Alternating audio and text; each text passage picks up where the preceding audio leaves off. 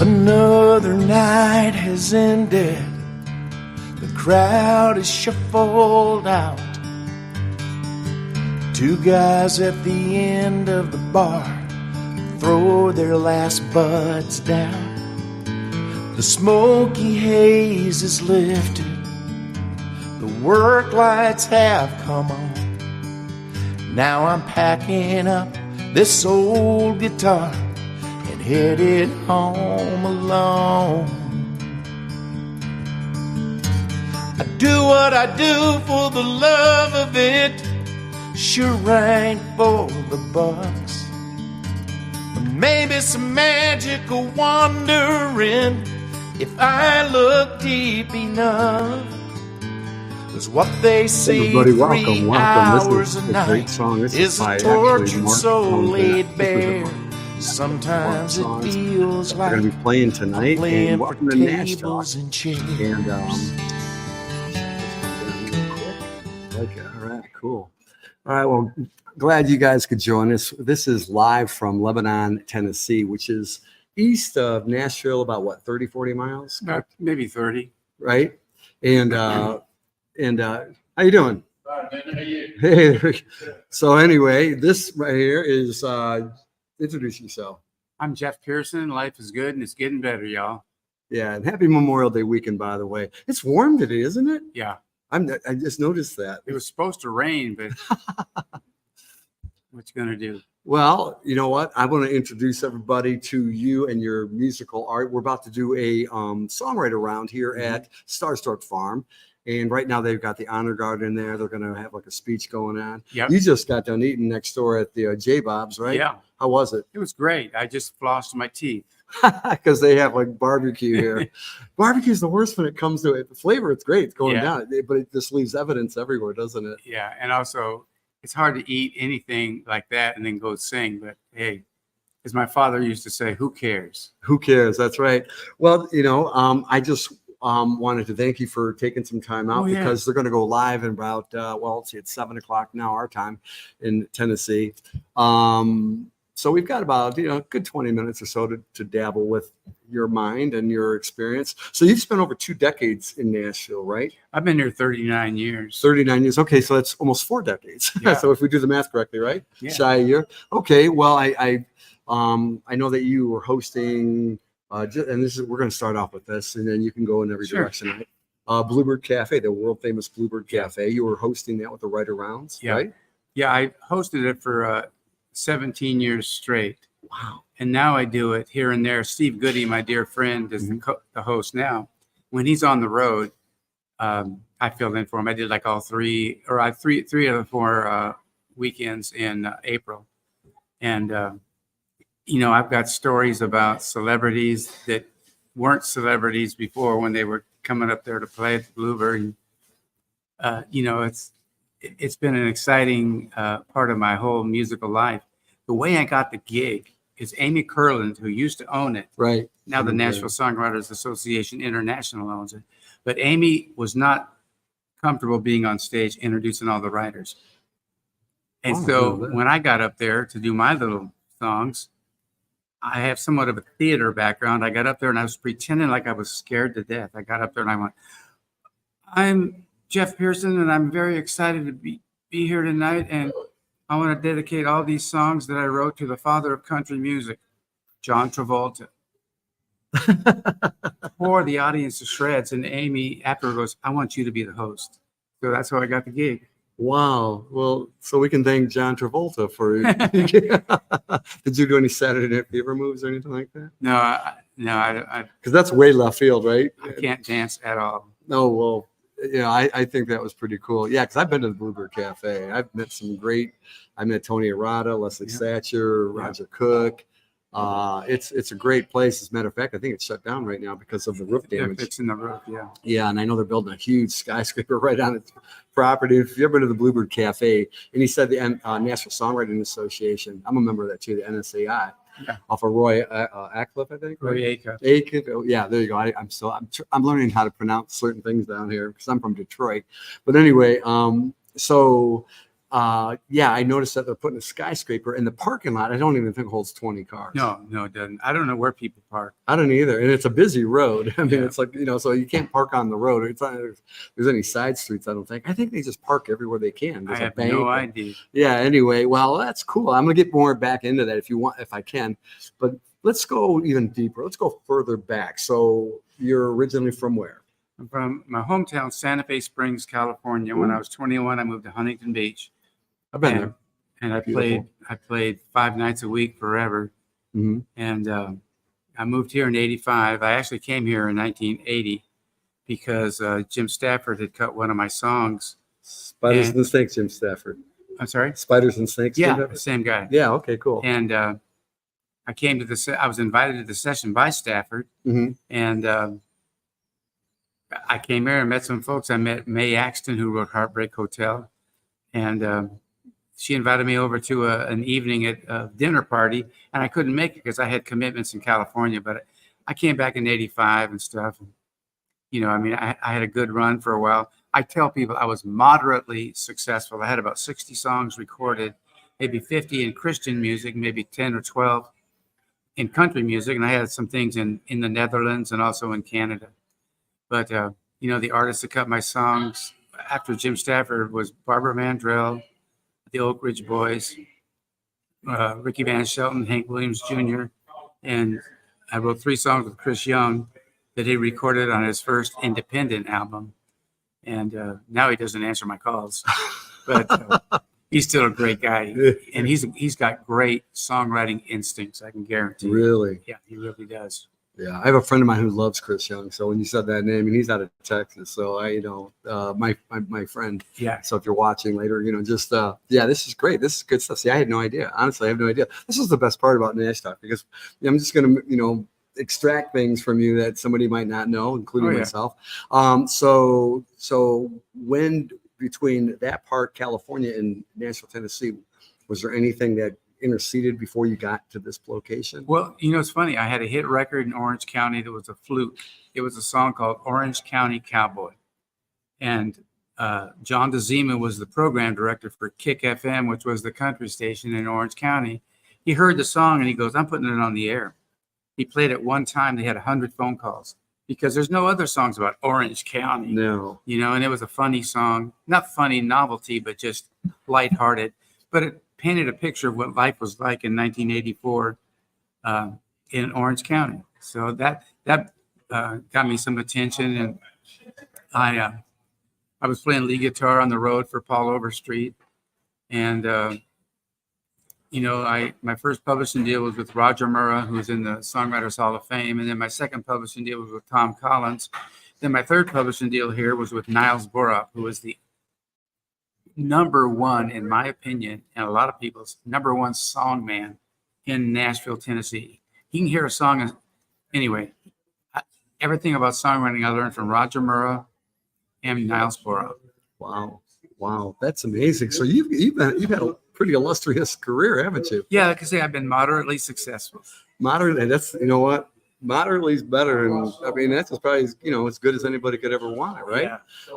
You said the Netherlands and what have you? Yeah. Nashville, and Netherlands, I've played all over. I mean, that's amazing. I played in Brazil, of course, Mexico, all over the states. Spain, the island of Mallorca, off the coast of Spain. Wow. France, Germany, and England. That's amazing. Yeah. So what do you think your favorite kind of music to write is? I mean, I know that I think you're like, stop me if I'm wrong. You have a penchant for a bass fishing. Is that true? Oh yeah. I'm an insane bass fisherman. I'm going to be doing one of my fishing songs tonight. Oh, good. But if somebody would give me $10,000, I want to do a fishing album, and I want to get somebody to get it to Johnny Morris at Bass Pro Shops. My dream is to do little concerts at all the Bass Pro Shops in the USA. Wow. And yeah, I've got way too many fishing songs. Oh, really? That's great. Yeah, that's amazing. So that's that's on your, I don't like to say bucket list, but that's on your list of things to do that you haven't really quite got there yet. Well, here's the deal. I did youth retreats for like 10 or 12 years, and I had a ready-made Christian audience, so I could sell 2,000 or 3,000 CDs while I'm playing at all these youth retreats. But doing a fishing CD, I don't have a ready-made market. Right. That's why I need to get with Bass Pro Shops, and I'm not the career legal guy to do that. Sure. But somebody would. And I've got a friend who will pay the $10,000 for the cut 10 songs, but I have to pre-sale, and I don't have a market for that right now. Right. we've got people out on the side, guys. Sorry about that. We're live. So anyway, that's what happens here in Tennessee. Anyway, so well, you know, when you're talking about that, because I know that there's a lot of people that have a particular wish to get their songs into like TV and movies. You give a whole new meaning to sinking with the basket. Oh yeah. You know, it's like, and I don't bring CDs to these gigs that I do because all my CDs are Christian CDs, and Right. I'll do a couple of Christian songs tonight because I know some church folks that are coming. Uh-huh. But normally, if I'm doing an outdoor writers' night or even like the Bluebird, I'll do my stuff that I know is going to get an emotional reaction. I want to take my listeners on an emotional ride. I want them to feel something. I want them to either laugh or cry. Yeah, you know, I was kind of reading really quickly about that. Like, you really are good at, you know, making getting, like, you have lighthearted songs and songs that evoke emotion and things like that, and you know, and then you really connect with your audience. So you must really love doing these. Oh yeah, I mean, I've taught songwriting at 3 different colleges, and there was a college in San Jose, California called West Valley College. Mhm. I taught an entertainment class because I'll see songwriters get up there and make the biggest mistakes in the world. Mhm. And they go from the audience going, I can't wait to hear this person. Like, I want this person off the stage, because the biggest mistake they do is think that people care about why they wrote the song, how it came about, how they got the idea. And they really sound like amateurs when they go, have you ever been in a relationship and your partner does this and that, and then you do this? And I go, and they go on for 2 minutes, and they go, no, that's what this song's about. You don't need to do that. Just do the darn song. And that's my sermon for the week right there. Wow, that's worth the price of admission as well. You know, you know, it's funny because I've talked to so many people from, you know, Berklee College of Music, Interlochen, Belmont. Yeah. And you know, I get all these different, and I'm also, like I said, a member of the NSAI. Sure. So I'm down there like almost every Tuesday, and I get to hear all the different ideas and opinions from the rookies, I call them. And you know, that's gold right there. Oh, thanks. I mean, I've taught classes called the unwritten rules of co-writing, because there's so many things that a songwriter can do. If you get stuck on the line, go to lunch or go to the bathroom and spend 5 minutes in there. You come back, I guarantee you, you're going to say something, or your co-writer's going to go, man, what do you think of this line? Because the atmosphere changes in that room when 2 people are there and then there's only one. And that's just one of the things. And the other thing is, you never discourage your co-writer. Like, that line sucks. You never do that. You lift them up. Diplomacy is really big in co-writing. You never want to cut somebody down. You always want to encourage them. And if you know the line is not going to work, you can tell them in very polite, understandable terms, this is a good line. And let's make sure we'll put it in there for right now. But if we can find something better, you know, we'll consider that in the future, as opposed to saying this ain't going to work. And I also do a ground rules thing. If I'm writing with 2 people, me and another person, I tell them up front, if I have a line that I think is great and it doesn't work for you, it doesn't make it into the song. And same if you have a line that I don't think is good, or it doesn't going to work for the song, where the focus might go astray, it doesn't make it. We have to agree on 100%, because a lot of people are scared to write with other people because they don't want an argument, you know. That's great advice. I can see that all the time happening too. And you know, a real consummate professional knows how to collaborate with that kind of you know, environment and making a song work. And you're right, lifting people up is key. There goes the food right there. See that? I can smell it. You're gonna hook us up, right? Huh? Do you hear that? Well, so as we continue, this is really good. Thanks. I just love hearing what you have to say. All this, Appreciate it. I mean, your music brought you from California to all over the world and all these different artists. So now you've been here all this time, and again, 17 years, right, at the Bluebird Cafe. Yeah. But I'm sure you've been all over the place. So what are the highlights of your Nashville career? And then I'm gonna get into your personal life a little bit, just a Okay. tad. Just let the audience know, All right. you know, when they see it. And by the way, this is recorded live, but it's also going to be on YouTube and Facebook, and it's shareable on all the streaming platforms. So, you know, if you were to pick different places that were your favorite, and you know, old Nashville versus new Nashville, because I hear that too a lot. Oh yeah. And you know, what would you, in a perfect world, what would you say, you know, are your favorite places to play? What do you wish they were still doing, not doing, or you know, that kind of. Well, there's a club in California called the Crazy Horse, which I have my belt buckle. I've worn this belt buckle since 1984, and all the country stars played there. I've seen Reba there. I've seen Pam Tillis, Garth Brooks, et cetera, et cetera. Mm-hmm. And that club is no longer in existence. The other place, in my opinion, the number one place to play in Nashville is the Bluebird Cafe, because you have a respectful audience. When Yes. I host the Bluebird, this is what I tell them. Out of respect for these writers who have poured their hearts and souls into every one of these songs, if you can keep your talking at a whisper, it's truly appreciated, because they deserve your listening ears and your respect. That's what I tell them. I think the noisiest thing that I've ever experienced is the waitresses. That's a true story, but the waitresses at the Bluebird are fantastic. No, I don't mean that in an insulting way. Right. That's the only sound you'll Yeah. hear. You won't hear a pin drop other Right. than that. But most of them will whisper, you know, they won't blare out or anything. But the bottom line is, yeah, there can be some, occasionally there's a customer or a person in the Bluebird who has had too much to drink. And my job, I go, if you can please keep it at a whisper, it's truly appreciated. Yeah. So one of my stories, there's a guy named Gordy Thomas who now lives, I think he lives in Thailand. He's a big dude, like a football player. And some drunk, crazy guy wanted to kill me, you know. And so Gordy, At the Bluebird? well, I mean, he didn't want to kill me. He wanted to beat me up, Right. because I told him 4 or 5 times, you got to keep it at a whisper. He was extremely drunk. And Gordy come over and stood next to me. And the guy just looked at him and walked out of the club, you know. And I talked to Gordy probably a year ago. And I go, you remember that? He goes, oh, I remember.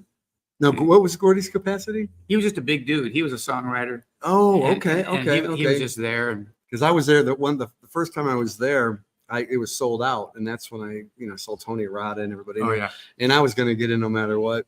And it was this very large gentleman, and you know, I'm over 6 foot, so this guy was about a good half foot taller than me, and so that's who I thought you were referring to. no. But he was just a really nice, super guy. Oh, and just he a let me- friend of mine. Yeah. Just a friend of mine. you I knew know. it was good for you. Yeah, that's Yeah, nice. he was a good guy. So I mean, have you had any magic that came out of the Bluebird besides, you know? Yeah. A lot of country people don't know who David Phelps is, but look David Phelps up online. Phelps. He was the tenor in the Gaither vocal band, Mhm. gospel music. This dude can sing like nobody's business. Really? He is unbelievable.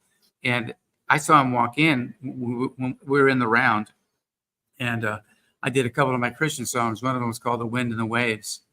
And he came up to me afterwards. It had been cut twice already. He comes up and goes, hey, that song, The Wind and the Waves, has anybody ever cut that? And I don't ever like to lie to a Christian artist. I'll lie to a country artist, but not a Christian artist. Do that? And I said, I go, it's never been a single. And he goes, can you have your publisher send it? Which I did. And then I was doing a camp summer song, which was inner city kids. We teach them how to write songs, and we write with them. Sure. And back then there were no cell phones. And I called my answer machine and got from my publisher, congratulations, David Phelps just cut The Wind and the Waves. And it's one of my best, in my opinion, Christian songs. It's been cut 7 or 8 times now. Oh. And the hook line is this: even the wind and the waves obey. Why can't I? And I ran that by some co-writers. It didn't grab them. I ran it by Amy Susan Foster, who's a fantastic songwriter. She went nuts. She goes, yeah.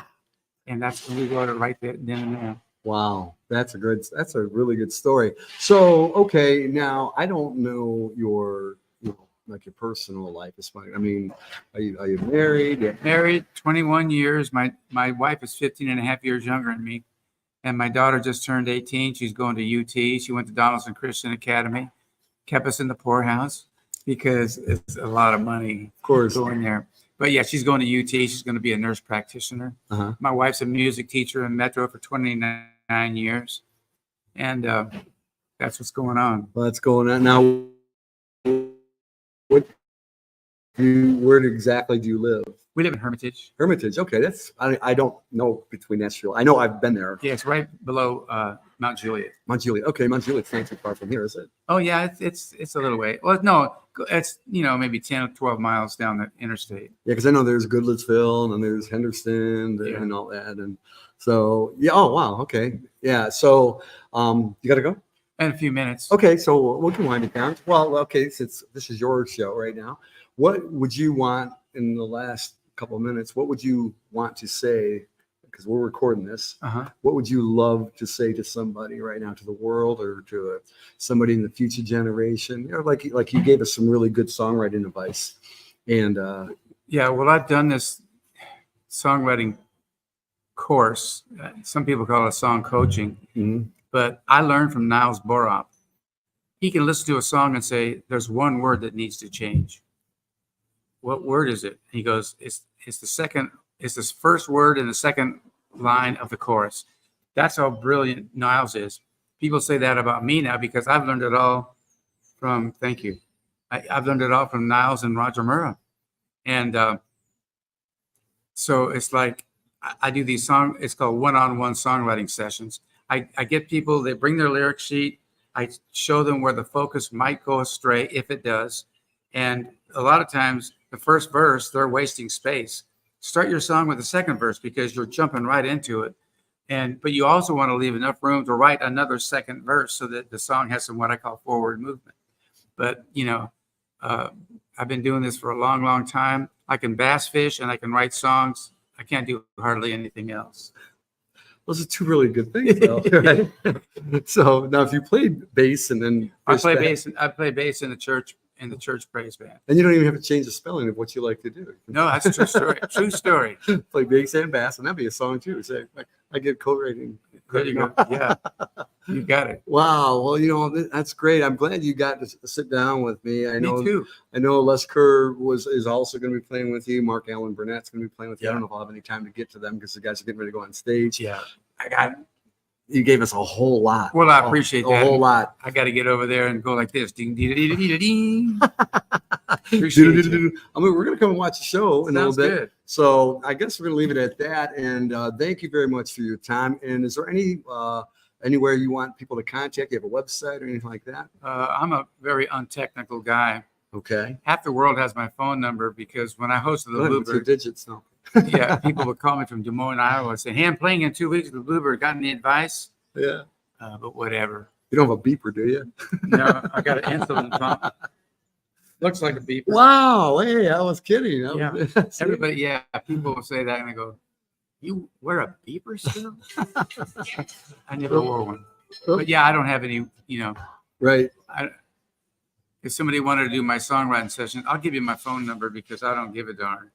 Yeah, that's fine. It's area code 615-290-9068. Jeff Pearson. Wow, I might give you a call. Do so, man. This is great. I 3 points right there. There you go. I appreciate it. I feel like I just reeled one in, There you go. Perfect bait. All right. Well, you're my only guest for the night. I got to run. Yeah. Get out of here. I can't wait to see you. Got to get the break a leg, as they say. Yeah. And thank you very much. You got right it. here, Mr. Jeff Pearson. Thank you. And Nashville, what do you want to call it? Royalty, if you will. And I'm glad you're here. I appreciate it. I can't wait to see it. I made the trip myself all the way from Springfield. So. Hey, there you go. All right. Appreciate you. All right. Thank you very much. And you got it, buddy. I guess that's going to be it for us here at Nash Talk. And All right. if we do come back on, I'll let you know. He's got to go. Did you get something to eat? Oh, yeah. You just ate. Yeah. That's right. You got your floss and everything? Floss my teeth and everything. Floss your teeth. Okay. Nothing worse than having brisket stuck in your Broccoli teeth. between your teeth. So thank you guys. Thank you very much. And I hope you have a real good night. This will be live and not live, but repeated. It's on YouTube. It's on Facebook. It will be on Nash Talk.